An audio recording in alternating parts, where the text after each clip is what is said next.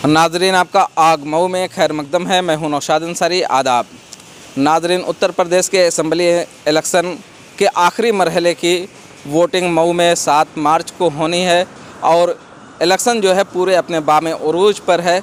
आज हमारे साथ कुछ नौजवान हैं अलग अलग पार्टियों से, उनसे हम जानना चाहते हैं कि मऊ असम्बली में जो इलेक्शन हो रहा है, मुख्तार अंसारी यहाँ से 5 बार असम्बली के में चुनकर जा चुके हैं। अब उनके बेटे अब्बास अंसारी यहाँ से इलेक्शन लड़ रहे हैं।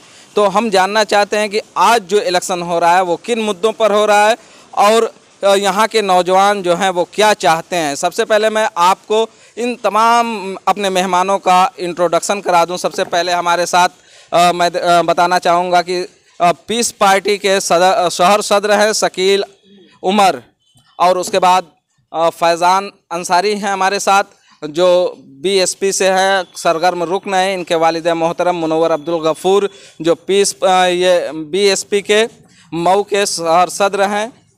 सत्या जी हैं। सत्या के बारे में बता दें कि सत्या एक आम शहरी हैं और सियासी एक समझ रखते हैं, उनसे भी हम बात करेंगे। हमारे साथ मीम से हैं मोहम्मद अजमल साहब जो तंजीमी सेक्रेटरी हैं। कांग्रेस पार्टी से सईदुर रहमान अंसारी हैं और मीम से हमारे साथ अनीस अहमद भी हैं। और हम चाहेंगे कि अल्ताफ़ साहब हैं मीम से। और हमारे पीछे बहुत सारे लोग हैं जो यहाँ पे अलग अलग जमात से ताल्लुक़ रखते हैं। लियाकत अली बबलू हैं जो सोशल एक्टिविस्ट हैं, हमारे सामने हैं। हम इन तमाम लोगों से अपनी बात की शुरुआत करने चाहते हैं और हम इनसे एक चर्चा चाहते हैं और यहाँ पे किस तरीके का इलेक्शन हो रहा है और क्या लोग चाहते हैं। सबसे पहले नेशनल जो पार्टी है कांग्रेस पार्टी से सईदुर रहमान अंसारी हैं, तो हम चाहेंगे कि सईदुर रहमान साहब बताएं, मऊ में मुख्तार अंसारी 25 साल से यहाँ पे एमएलए चुने जाते हैं। अब उन्होंने अपने बेटे अब्बास अंसारी को एमएलए की पोस्ट के लिए उनका परिचय नामजदगी कराया है और वो एक मजबूत कैंडिडेट माने जाते हैं। तो बताएं, कांग्रेस पार्टी कैसे उनको टक्कर दे पाएगी? 25 साल से जो उनका राज चल रहा है उनके जो राज के तिलिस्म को कैसे तोड़ पाएगी? बहुत बहुत शुक्रिया।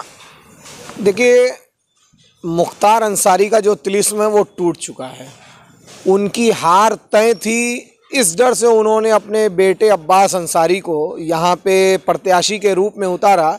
चूँकि 2017 में भी अब्बास अंसारी घोसी से चुनाव लड़ रहे थे और हार का सामना करना पड़ा और घर चले गए।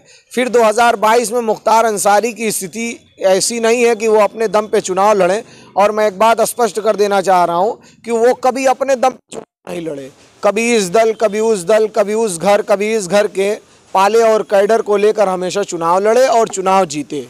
तो इस वक्त उनकी स्थिति इतनी ख़राब थी कि उन्होंने अपनी इज्जत को बचाने के लिए अपने बेटे को मैदान में उतारा कि अगर बेटा चुनाव हार जाएगा तो कोई गम नहीं होगा और कोई अफसोस की बात नहीं होगी और जो इज्जत बनी है वो बनी रहेगी।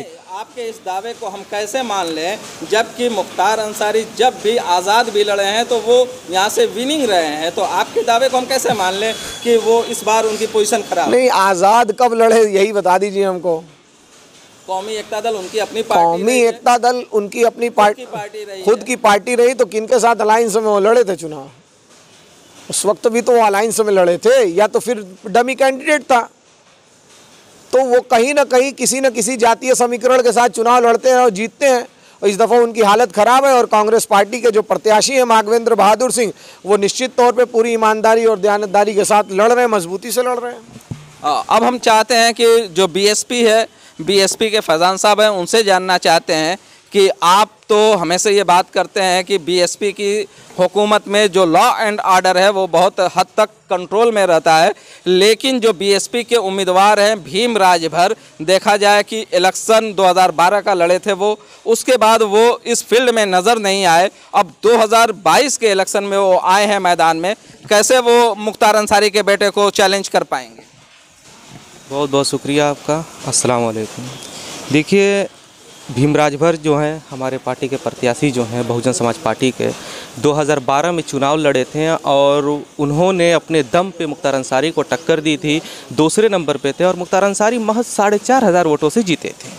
और इस वक्त भीमराज भर जी बहुजन समाज पार्टी के प्रदेश अध्यक्ष हैं और बहुत ही मजबूती और बहुत दमदारी से चुनाव लड़ रहे हैं और उनका चुनाव ज़बरदस्त तरीके से पूरे शहर के पूरे मऊ विधानसभा में खड़ा हो चुका है और हमें पूरी यकीन है कि मऊ की जनता, मऊ विधानसभा की जनता उन्हें भारी मतों से उन्हें जिताएगी। नहीं, जैसे यहाँ पे अब्बास अंसारी जो इलेक्शन लड़ रहे हैं जी, तो अब्बास अंसारी सबसे पहले सोहेल देव भारतीय समाज पार्टी जी, उसके बाद समाजवादी पार्टी और RLD जैसी मजबूत पार्टी के अलायंस के साथ वो इलेक्शन लड़ रहे हैं और खुद उनका बेस वोट है, तो उनको कैसे शिकस्त दे पाएंगे? देखिए, क्या है हिकमत अमली? देखिए, अब सबसे पहली बात तो अब्बास अंसारी का कोई बेस वोट है नहीं।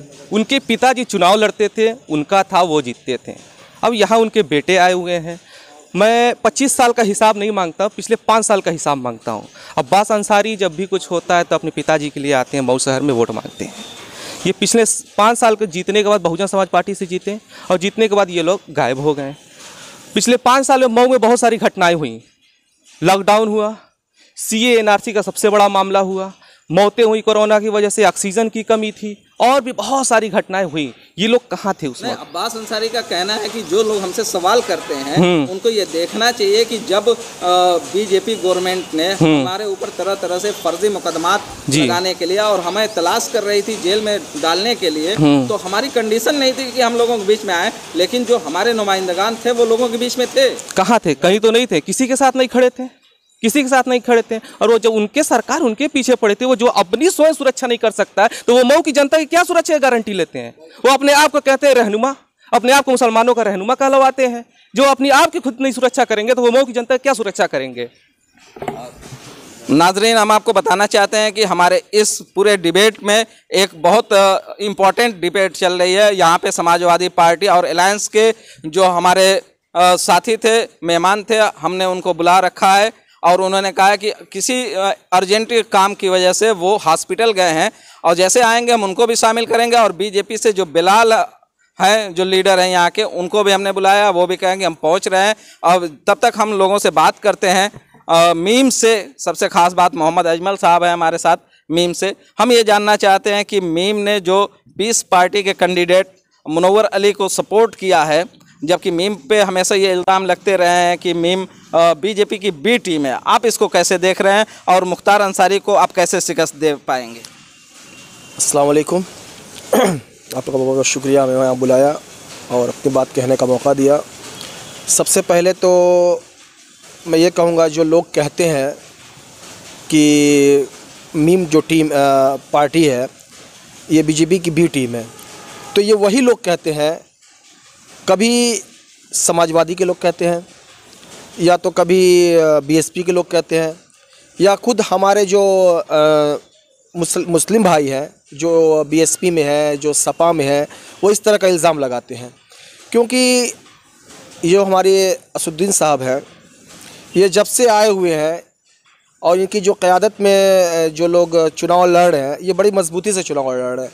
अब कुछ लोगों का इसमें राजनीति भी ख़तरे में पड़ गई है, उनकी राजनीति भी ख़त्म हो रही है, तो ये लोगों को गुमराह इसलिए करते हैं कि ताकि इनकी पार्टी कमज़ोर हो, लोग इनसे मुंह मोड़ लें, ख़ास तौर से मुस्लिम्स जो वोटर्स हैं इनसे मुंह मोड़ लें। और ये जो इल्ज़ाम लगा रहे हैं लोग, आज तक कोई इसको साबित नहीं कर पाया। जो भी सिर्फ इल्ज़ाम लगाते आए हैं लोग, लेकिन कोई आज तक इसको साबित सियासत में कोई चीज़ साबित नहीं हो पाती, इल्ज़ाम तराशियों का दौर ही चलता है। लेकिन आप बताएं कि आप अब्बास अंसारी को क्या हिकमत अमली है कि शिकस्त दे पाएंगे? देखिए, अब्बास अंसारी को शिकस्त देने के लिए हम लोगों ने पूरी कोशिश की है और हमारे जो प्रत्याशी हैं मुनव्वर अली साहब, वो हम ये जानते हैं कि उन्होंने CA के मामले में और जो भी बहुत से मामलात रहे हैं पिछले 4 साल 5 साल में, वो हमारे साथ खड़े रहे हैं और इस बिना पे हम ये कह सकते हो वो बड़े मजबूती के साथ चुनाव लड़े। इंशाल्लाह वो चुनाव जीतेंगे। बहरहाल हम सीधे पीस पार्टी के जो सर सदर हैं शकील उमर साहब, उनसे जानना चाहते हैं कि पीस पार्टी जब पहली बार चुनाव लड़ी थी तो यहाँ तकरीबन 6,500 वोट पाई थी, लेकिन उसके बाद पीस पार्टी का ग्राफ बहुत तेज़ी के साथ गिरा और आकर 350 पे सिमट गया, लेकिन मुनव्वर से क्या उम्मीद है, कैसे वो 350 को 1 लाख पार कर पाएंगे? अस्सलाम वालेकुम। आपका बहुत बहुत शुक्रिया मुझे मौका देने का, अपनी पार्टी के मौक़िफ़ रखने के लिए। सबसे पहले मैं आपको मुनव्वर अली साहब के बारे में बताना चाहूँगा, और सभी लोग जानते भी हैं कि वो ज़मीन के नेता, ज़मीन पर रहने वाले नेता हैं। और इस वक्त जो 2022 का इलेक्शन हो रहा है, हमारे मऊ विधानसभा सदर में कोई भी किसी भी पार्टी का, मैं चैलेंज के साथ कह रहा हूँ कि इतना विजिबल, इतना ग्राउंड पे रहने वाला, इतना गरीबों का साथ देने वाला, इतना लोगों के मुद्दों को उठाने वाला कोई भी कोई सामने आए, मैं दावे के साथ कह सकता हूँ कि उतना ज़्यादा मेहनती, उतना ज़्यादा ईमानदार और उतना ज़्यादा जफाकश कोई भी उम्मीदवार आपको नहीं मिलेगा। जब इतना दावा कर रहे हैं कि ज़मीन पे रहने वाला, ज़मीन से जुड़कर काम करने वाला मुनव्वर जैसा लीडर आपके पास है, फिर भी क्या वजह है कि लोग यहाँ के मुनव्वर के साथ नहीं जुड़ पा रहे हैं? देखिए, हमारी जो मऊ की आवाम है ये एक बहुत नरम दिल है, और एक तरह से ये कौमी हमदर्दी भी रखती है, जिसकी वजह से कुछ जो लोग 25 साल से मऊ की आवाम को धोखा देते चले आ रहे हैं, उसी की वजह से बार बार वो धोखा देने में कामयाब हो जा रहे हैं। लेकिन अब उनके पास कोई भी चारा नहीं है, और इस वक्त मऊ की आवाम 2022 में इंशाअल्लाह इसका जवाब देगी।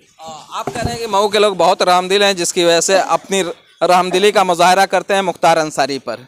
बहरहाल, तो अब हम जानना चाहेंगे अनीस से कि अनीस बताएं कि मैं असल में आपको शामिल कर रहा हूं, तो ये बताइए कि मीम कितना असर रखेगी? देखिए, आज का जो नौजवान है असुद्दीन ओवैसी साहब मुस्लिम एम्पावरमेंट की, पॉलिटिकल एम्पावरमेंट की लड़ाई लड़ रहे हैं, और नौजवान जो है इससे बहुत मुतासिर है। इंशाअल्लाह इस चुनाव में जो है ये फैक्टर बहुत मायने रखेगा, और इंशाअल्लाह बहुत अच्छा लीड लेकर आगे बढ़ रहे हैं मुनव्वर अली साहब, और इंशाअल्लाह जीतेंगे। शुएब अंसारी साहब, आप एक आम शहरी हैं, नौजवान हैं, और अब्बास अंसारी भी नौजवान हैं। इवन जितने भी मेन स्ट्रीम में जो लीडर यहाँ पे इलेक्शन लड़ रहे हैं, सभी लोग नौजवान हैं, और सभी नौजवानों की आखिर क्यों ये एक उम्मीद होती है कि कोई नौजवान आए और जो अब्बास अंसारी को शिकस्त दे? क्या अब्बास अंसारी में वो सलाहियत नज़र नहीं आती है आपको? कैसी सलाहियत कि वो लीडरशिप कर सके मऊ की? अभी भी उनके पिताजी 25 साल से हैं, ये लोग भी 2012 से शायद यहाँ से आते जाते हैं, तो ऐसा कोई भी मुद्दा बहुत आया गया, ऐसा तो अभी नहीं लगा कि ये लोग हमारी लीडरशिप कर सकते हैं। तो कैसे इन पे भरोसा किया जाए? कमी रहती है, ये आते ही नहीं है, कमी ही कमी है। ये तो बताते हैं कि सब स्टेशन है, बिजली पे बहुत सारे काम किए हैं, बड़े बड़े ट्रांसमिशन हमने लगाए हैं, मुख्तार अंसारी के फंड से बहुत सारे मदारिस में और स्कूल में उनके जो फंड है इस्तेमाल हुए हैं। तो दिखता तो कहीं नहीं है। अभी बताने को तो ये भी बताते हैं कि ये रोड चौड़ा रहे, हम ही लोग करा रहे हैं, बताने के लिए सब बताते हैं, मगर दिखता नहीं है कुछ। शुएब कह रहे हैं कि मतलब ज़मीन पे कुछ नज़र नहीं आता, कहने के तो दावे बहुत सारे किए जाते हैं। कांग्रेस पार्टी इस पूरी थीम में कहाँ नज़र आ रही है? कुछ है कांग्रेस का या फिर खाली रहेगा? देखिए, कांग्रेस पार्टी हर थीम में है और हर तरीके से लड़ रही है। रतनपुरा ब्लॉक में हम पूरी ईमानदारी और पूरी मजबूती के साथ लड़ रहे हैं। जिन लोगों को ये गुमान है कि कांग्रेस पार्टी के पास वोट नहीं है या उनके पास जनाधार नहीं है, वो इस भ्रम में रहें या इस भ्रम को दूर करें। एक ही काम हो सकता है, इसलिए कि कांग्रेस पार्टी विकास पे, इंफ्रास्ट्रक्चर पे, एजुकेशन पे, आपके स्वास्थ्य पे, ऑक्सीजन प्लांटेशन पे, आपकी तरक्की, आपकी फलाह बहबूद के लिए काम कर रही है। और इसी मुद्दे को लेके शहर का मुझको लगता है कि 60% युवा इस दफ़ा वोट करेगा। रहा सवाल कि इन्होंने कहा उनके माध्यम से कि वो लोग ये कहते हैं कि बिजली ट्रांसफार्मर और क्या कहते हैं सब स्टेशन, तो कल्पनाथ राय ने यहाँ 40 सब बिजली स्टेशन दिया था। ठीक है। उसके बाद आज तक अगर मुख्तार अंसारी के फंड से एक भी बिजली सब स्टेशन की बुनियाद पड़ी हो या उनके निधि से कोई काम किया हो तो ईमानदारी से बता दें, हम सियासत छोड़ने के लिए तैयार हैं। हमको अपना रहनुमा ऐसा चाहिए जो ईमानदार हो, दयानतदार हो, साफ सुथरी छवि का हो, हमारे बीच का हो, हमारे सुख दुख में आता जाता हो, हमसे हिंदू मुसलमान सिख ईसाई जैन पारसी अगला पिछड़ा सबके साथ समानता का अधिकार जो संविधान ने और सामाजिकता ने हमें दिया, उस आधार के बिना पर हमारे साथ वो व्यवहार करे, यही हम चाहते हैं। क्या वजह है कि मुख्तार अंसारी को अपोजिशन की तमाम पार्टियां शिकस्त देने की कोशिश करती हैं, बावजूद उसके वो जीतते हैं? देखिए, अंधभक्ति का कोई जवाब नहीं होता है, ठीक है, और अपोजिशन की कोई पार्टी हो ना हो ये हम नहीं जानते। जिस छड़ी को वो लेके 2022 में सवारी कर रहे हैं, उसी छड़ी को 2017 में ये था कि ये छड़ी जीत जाए इसलिए मुख्तार अंसारी को वोट दीजिए। 2012 में उसी बसपा के अलायंस से ये चुनाव जीते और 2019 में उनके भाई चुनाव जीत रहे हैं। और मुझे उनके भाई अफजाल अंसारी, मुख्तार अंसारी साहब के भाई अफजाल अंसारी ये बताने का कष्ट करेंगे कि क्या वो मऊ में भीम राजभर के लिए वोट मांगेंगे या अपने भतीजा अब्बास अंसारी के लिए वोट मांगेंगे। तो ये जो राजनीतिक प्रोपेगेंडा पूरा चला रहे हैं ना, ये समझ रहे हैं कि मतलब कि लोकतंत्र नहीं, ये तानाशाही और हिटलरशाही है। ये लोकतंत्र है और यहाँ लोगों का अधिकार जो मत का है उसी के आधार पे नेता चुना जाता है। जमहूरियत में सर गिने जाते हैं, तौले नहीं जाते हैं। तो इन्होंने एक बड़ी बात कही है कि उनके जो बड़े वालिद हैं अफजाल अंसारी, क्या वो अब्बास अंसारी का मतलब अब्बास अंसारी की कैंपेनिंग करेंगे या नहीं करेंगे, क्योंकि फ़िलहाल वो बीएसपी से हैं। तो हम जानना चाहते हैं फैज़ान कि सबसे बड़ा मुद्दा जो मऊ का है बुनकरों का, बिजली पासबुक, जिसको एक तरीके से योगी सरकार ने बैन कर रखा है और मुमकिन है कि अगर योगी सरकार फिर आती है तो शायद लोगों के साथ बड़ी ज़्यादतियाँ हों। तो इस पे जो आपकी पार्टी है बीएसपी है, कभी उसकी तरफ से कोई बयान नहीं आता? देखिए, हम पूरी कोशिश करेंगे। हम अपने प्रत्याशी भीम राजभर जी से कहेंगे कि यहाँ के बुनकरों के लिए सड़क से लेकर सांसद तक आवाज़ उठाएं और बुनकरों की जितनी भी समस्याएं हैं उसको हल कराने की कोशिश करें। तो सत्या जी, आप बताएं, नौजवान आखिर क्यों मुख्तार अंसारी को पसंद कर रहा है? जी, मुख्तार अंसारी को कोई यहाँ पे पसंद नहीं कर रहा है। उनका बायकॉट हो रहा है। यहाँ पे मऊ की आवाम यहाँ की बायकॉट कर रही है। क्या इस बार अब्बास अंसारी को शिकस्त दे पाएंगे यहाँ? जी बिल्कुल। यहाँ के नौजवान सिर्फ बेरोजगारी और लॉ एंड ऑर्डर पे काम कर रहे हैं। यहाँ के जो नौजवान हैं, यहाँ के जो नौजवान हैं उनको ऊपर NSA लगा दिया जा रहा है। कोई इस मामले में कोई आवाज़ नहीं उठा रहा है। इसकी वजह से उनको बायकॉट किया जा रहा है। ना ही वो किसी मामले में आते हैं, ना ही किसी उस पर काम करते हैं। NSA की जहाँ तक बात की तो बड़ी अच्छी बात कही आपने, क्योंकि CA NRC के प्रोटेस्ट में NSA जिन पे लगाया गया उसमें से एक शख्सियत फैज़ान अंसारी खुद हमारे साथ हैं। और फैज़ान अंसारी हम चाहेंगे, क्योंकि वो कहते हैं कि हमने जब बच्चे यहाँ के जेल में थे तो उनकी माली या और भी दिगर तरीके से जो मदद करनी थी कानूनी, तो उस तरीके से उन्होंने मदद की है। कितनी आपको मदद पहुँची मुख्तार अंसारी के जो कुंबे हैं उनकी तरफ से? देखिए, सबसे पहले तो मैं इसका जवाब एक बात कह के दूंगा। जब हम लोग जेल से बाहर आए तो सुनने में ये आया था कि मुख्तार के लोग पूरे शहर में एक हवा फैलाए थे कि जो बच्चे जेल गए हैं गैंगस्टर में, जब हम लोग जेल गए थे तो इनके लिए मुर्गे का गोश्त और खस्सी का गोश्त पहुंचाया जा रहा है, जो कि एकदम 0.00% ये सच है। मतलब इस टाइप का सच है वो। तो समझ लीजिए वैसा ही इन्होंने मदद कराया हमारी। एक गलती की वजह से, हालांकि मुख्तार अंसारी के रहने से यहाँ पे सारे नौजवानों की मुस्तकबिल ख़राब हो रही है। उनके ऊपर मुकदमे लगाए जा रहे हैं, उनके ऊपर केस डाली जा रही है। हमारे ऊपर या जो भी जेल में बंद थे बच्चे, जितने के ऊपर केस लगा, जो भी मुकदमा हुआ, सब मुख्तार अंसारी के गुर्गे बता के किया गया। हालांकि मेरा मुख्तार अंसारी और मुख्तार अंसारी परिवार से कोसों दूर का फासला है। बार बार ये कहा जा रहा है और उनकी तरफ से ये बात कही जा रही है कि यहाँ पे जिस तरीके का भी मामला होता है उसमें उनके नुमाइंदे पूरी तरीके से सपोर्ट करते हैं, लोगों की मदद करते हैं और गरीबों के वो मसीहा हैं। यही तो सवाल है नौजवानों का। मऊ शहर के नौजवानों का तो यही सवाल है कि पिछले 5 साल के अंदर मऊ में बहुत सारी घटनाएं हुई। जैसे लॉकडाउन हुआ, कोरोना का मामला, इतनी मौत हुई, ऑक्सीजन हुआ, यहाँ के लोकल लड़के आपस में चंदा करके अनाज बांटा करते थे। ये लोग कहाँ थे उस क्या वक्त? मुद्दा है? सीए एनआरसी, एक मिनट, सीए एनआरसी का इतना बड़ा मामला हुआ, इतने बच्चे जेलों के अंदर गए, 24 लोगों पे गैंगस्टर लगा, 6 लोगों पे रासुका लगा, गुंडा एक्ट लगा, हिस्ट्री सीट भी खोल दी गई। इनके लोग कहाँ थे? कितना सड़क से लेकर विधानसभा तक आवाज़ उठाई? कहीं ये नहीं। ये देखें, इनकी जो भी बातें रहती है सिर्फ हवा में रहती हैं, धरातल पे कुछ नहीं होता है। आप सुन रहे थे फैज़ान को, जिनके साथ ये मामला रूनमा हुआ है। वो खुद कह रहे थे पीस पार्टी के जो उम्मीदवार हैं मुनव्वर बड़े आजकल पॉपुलर हैं, तो मुनव्वर की पॉपुलैरिटी सोशल मीडिया पे सिर्फ नज़र आएगी या वोटरों में तब्दील होगी? बिल्कुल ये वोटों में भी तब्दील होगी, क्योंकि मुनव्वर भाई ने सबके लिए काम किया है और वो हमेशा सड़क पे रहते हैं। जो भी मैटर होता है, जो भी मसाइल होते हैं आम जनता के, वो उसको लेकर के लड़ते हैं। और दूसरी बात ये है कि उनकी मजबूती की, क्योंकि ये जो गठबंधन के उम्मीदवार बन के आए हैं और स्पेशली जिस पार्टी से वो ताल्लुक़ रखते हैं, वो उनका उस पार्टी का एक पैर हमेशा बीजेपी में रहता है और उनका रिकॉर्ड पिछला भी है कि एक बार बीजेपी से आ चुके हैं। आप सीधे तौर पे ओपी राजभर को कह रहे हैं कि अभी वो सरकार में, बीजेपी की सरकार में थे और कितना वक्त तक वो अलायंस में टिके रहेंगे, एक सवाल खड़ा कर रहे हैं आप।